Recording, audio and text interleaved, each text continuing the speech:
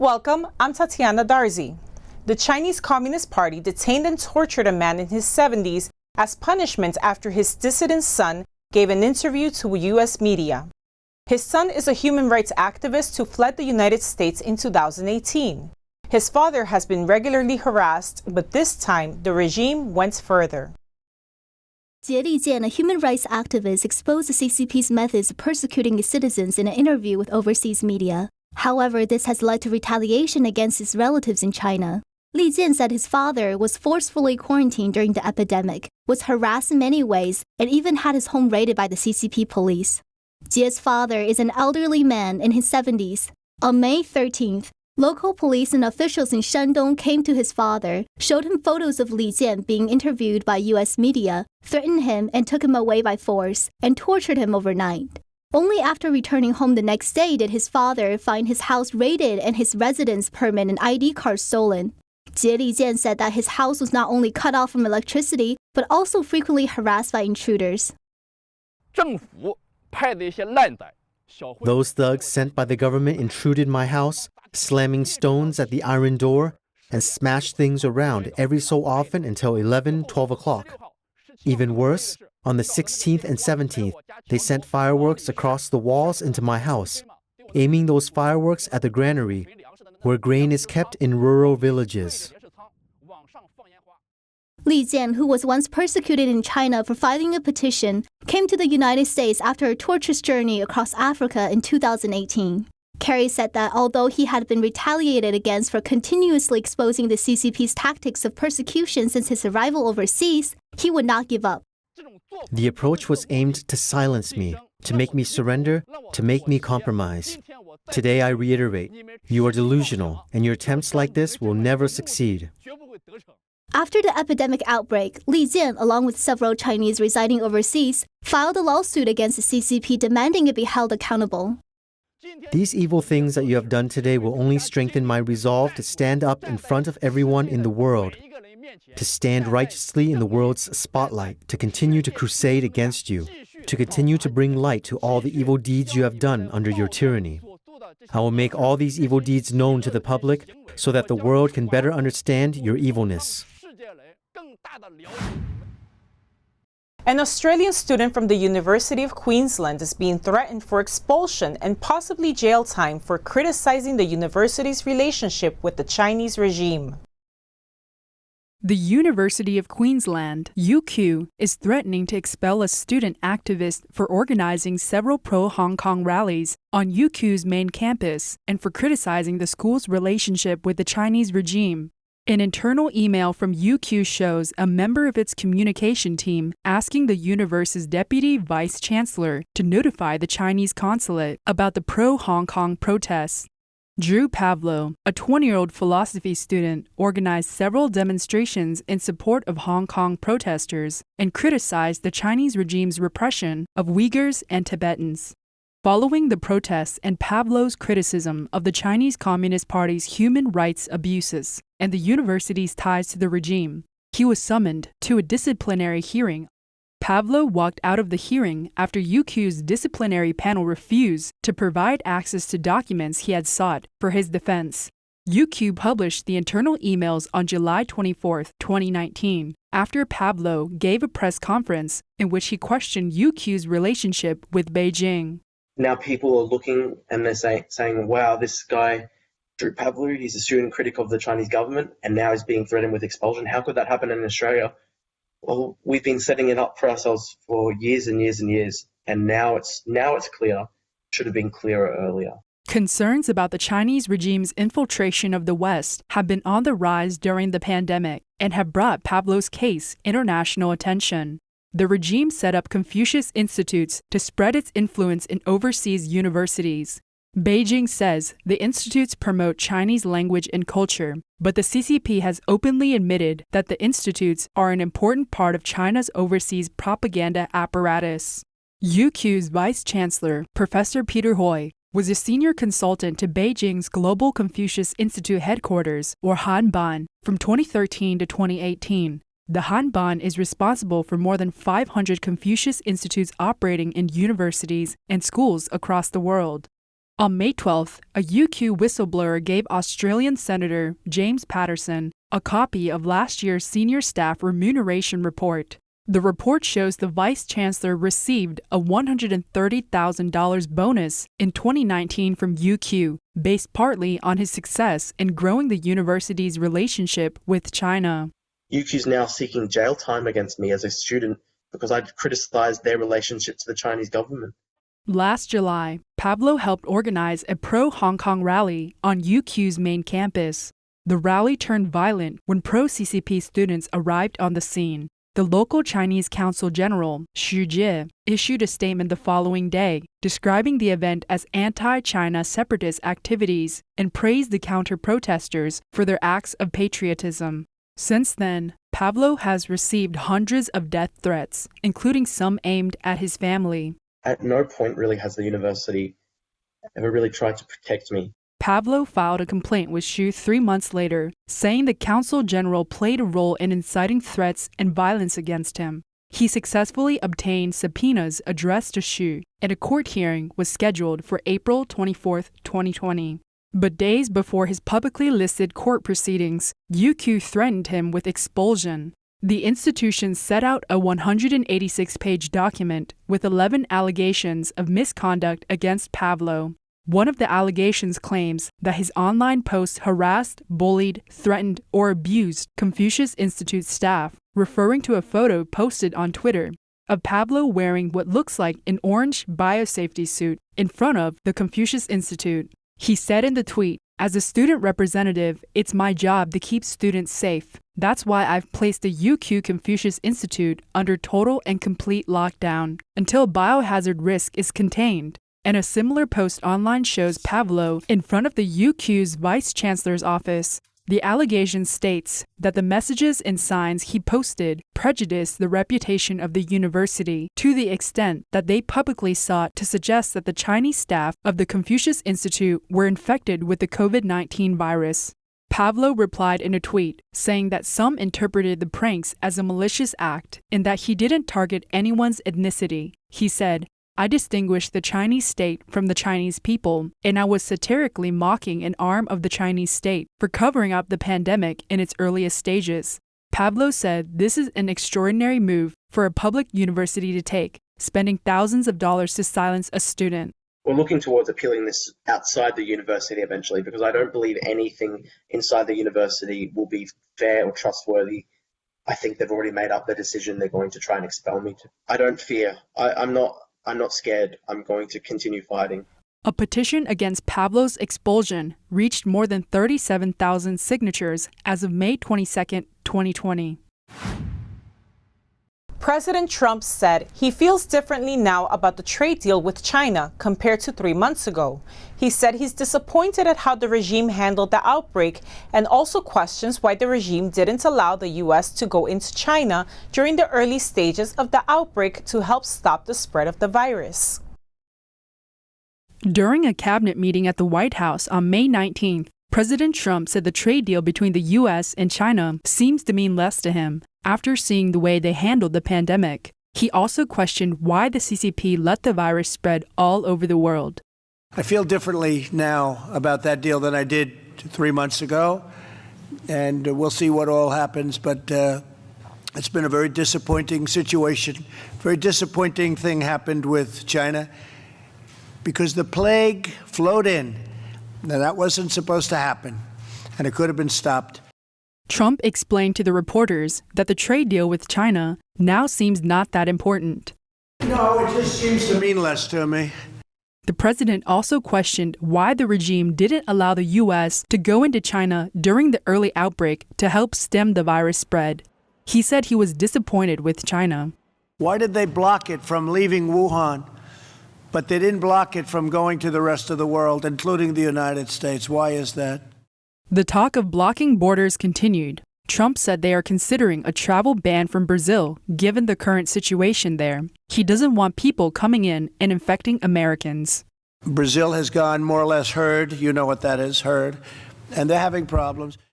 The Health Ministry of Brazil reported on May 19th that Brazil has over 271,628 confirmed cases, the third most in the world after Russia. And the U.S. scientists believe that Brazil's testing capabilities are insufficient, so the actual number of infected cases may be 15 to 20 times higher. When asked about lifting travel restrictions between the United States and Europe, Trump said that it will have to wait until the U.S. and Europe are both doing well. President Trump is heavily criticizing the CCP on Twitter for trying to spread propaganda and deflect responsibility for the pandemic. On Wednesday, May 20th, President Donald Trump publicly criticized the spokesperson of Foreign Ministry of China on Twitter and condemned the Chinese Communist Party for attempting to transfer the responsibility of the pandemic and for spreading massive disinformation propaganda. President Trump pointed out that it was the incompetence of the Chinese Communist Party that caused the plague, so top CCP officials need to be held responsible for the pandemic. In addition, the White House published its strategic approach to the People's Republic of China. The report addresses economic challenges, attacks on U.S. values, and security threats from the Chinese Communist Party. The report indicates that the Trump administration will put even more pressure on the CCP.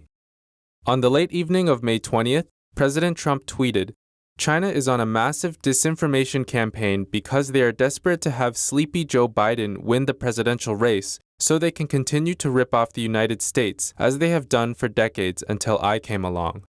He further sent out 3 more tweets to refute the comments of the spokesman of Foreign Ministry of China. One tweet said, "Spokesman speaks stupidly on behalf of China, trying desperately to deflect the pain and carnage that their country spread throughout the world. Its disinformation and propaganda attack on the United States and Europe is a disgrace." Another tweet said, "Some wacko in China just released a statement blaming everybody other than China for the virus, which has now killed hundreds of thousands of people. Please explain to this dope that it was the incompetence of China and nothing else that did this mass worldwide killing." His last tweet said, "It all comes from the top. They could have easily stopped the plague, but they didn't." President Trump is pushing back the narratives made by the Foreign Ministry spokesman Zhao Lijian on May 20th. Zhao Lijian tweeted on May 20th, distorting Trump's open letter calling for a reform of the World Health Organization and further deflecting responsibility for the pandemic. On Friday, U.S. Secretary of State Mike Pompeo published an open letter to the Chinese regime on the subject of Hong Kong. The letter on the State Department's website is titled, "PRC Proposal to Impose National Security Legislation on Hong Kong." It reads, "The United States condemns the People's Republic of China, PRC, National People's Congress proposal to unilaterally and arbitrarily impose national security legislation on Hong Kong. The decision to bypass Hong Kong's well-established legislative processes and ignore the will of the people of Hong Kong would be a death knell for the high degree of autonomy Beijing promised for Hong Kong under the Sino-British Joint Declaration, a UN-filed agreement.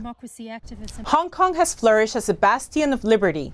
The United States strongly urges Beijing to reconsider its disastrous proposal, abide by its international obligations, and respect Hong Kong's high degree of autonomy, democratic institutions, and civil liberties, which are key to preserving its special status under U.S. law. Any decision impinging on Hong Kong's autonomy and freedom as guaranteed under the Sino-British Joint Declaration and the Basic Law would inevitably impact our assessment of one country, two systems, and the status of the territory. We stand with the people of Hong Kong." Chinese mainland intelligence agency could set up bases in Hong Kong, raising fears of direct law enforcement in what U.S. Secretary of State Mike Pompeo has called a death knell for the city's autonomy. Communist Party rulers unveiled more details about the proposed national security laws for the semi-autonomous city on Friday. Hong Kong's leader Carrie Lam said her government will fully cooperate with the Chinese parliament to safeguard national security. She said the proposed plan would not affect rights, freedoms, or judicial independence in the city. But pro-democracy activists and politicians in the former British colony don't agree. They have for years opposed such legislation, arguing it could erode its autonomy, guaranteed under the One Country, Two Systems agreement set out when Hong Kong was returned to China in 1997. This is pro-democracy lawmaker Dennis Kwok. There will be a commission or an organization in Hong Kong that is above the law. Then that will be the end of Hong Kong. Activist Joshua Wong, one of the leaders of pro-democracy street protests in 2014, said Beijing erode on universal value and human rights principle with the security law. Calls have emerged for flash mobs across the territory, and democratic activists plan to meet the press to announce street action. Beijing's proposal, that critics see as a turning point for China's most freewheeling city, has sent shockwaves across business and diplomatic communities, fearing that the security laws could potentially hurt the city's status as a financial hub. Hong Kong's Hang Seng Index closed down 5.6%, seeing its largest daily percentage drop since July 2015. The proposal could also heighten tensions between Beijing and Washington. U.S. Secretary of State Mike Pompeo said the United States stood with the people of Hong Kong and warned that the changes could have an impact on the favorable U.S. treatment of the territory. U.S. President Donald Trump said Washington would react very strongly if Beijing went ahead with its plans. Beijing said earlier that no foreign country has the right to interfere with Hong Kong's affairs, and the legislation was in Hong Kong's interests as it would strengthen the two systems formula. Jan Jekielek, the host of American Thought Leaders, interviewed Kay Coles James, the president of the Heritage Foundation and chair of the National Coronavirus Recovery Commission, on how misguided compassion during the CCP virus pandemic has led to some unintended consequences. That are serving on our commission is that even they hesitate to make those kinds of predictions. So I certainly won't. But we do know that the road to recovery is going to be a difficult one and probably longer than we anticipated initially. I don't think that the real economic damage that has been done to this country is as evident or clear as it should be to the American people. Some of these measures that need to happen and need to take place will take months and perhaps some even years before we are fully reestablished and returned. But I am optimistic about that. I believe that with the economic policies of this administration, that given the opportunity to get this economy open and running again, I am very optimistic about the eventual outcomes. So, Kate, a while back, I remember reading a column, which I thought was very interesting, basically talking about how there were, and I forget where this was, but there was a state where there were restaurants that were looking to get, kind of back into business. But it turned out that the unemployment insurance that the people were getting that would work, the workers at the restaurants, was actually more than what they would make than they made before. So it was very hard for the owners to actually entice the people to go back to work. And there's a study that came out, this just came across my desk, University of Chicago's Becker-Friedman Institute, where they're saying that the majority of people that are getting unemployment benefits, actually those unemployment benefits exceed the wages that they lost. In this kind of a scenario, how do people go back to work? We need to fix that, and at the Heritage Foundation, we're asking Congress to address that. There's a phrase that I have used in other contexts, which I say the unintended consequences of your misguided compassion. It was done for all the best and most compassionate reasons. But we know that it is best for the country, for the individual, for the businesses to keep those individuals connected to their employers. And so when you institute policies which are disincentives from going back to work, it really doesn't help anyone. And I think that's what we're seeing right now with that particular policy. So we're asking Congress to take a look at that and to put a fix in place so that it isn't more profitable to stay home and gather a check from the government than it is to go out and earn a paycheck. And let me add quickly to that, because I think it's important to say, I would dare say most people would rather work than sit at home and gather a check. You know that. So I don't think this is a problem of blaming the worker. I think it is a policy problem, and it needs to be fixed. People enjoy the motivation of getting up, getting dressed, going to work, being useful and contributing to our country. So it needs to be fixed, but not because we want to punish the worker, but because it's just good economic policy. To watch the entire video on American thought leaders, please visit the link below. The following charts show you the most recent numbers regarding the CCP virus pandemic.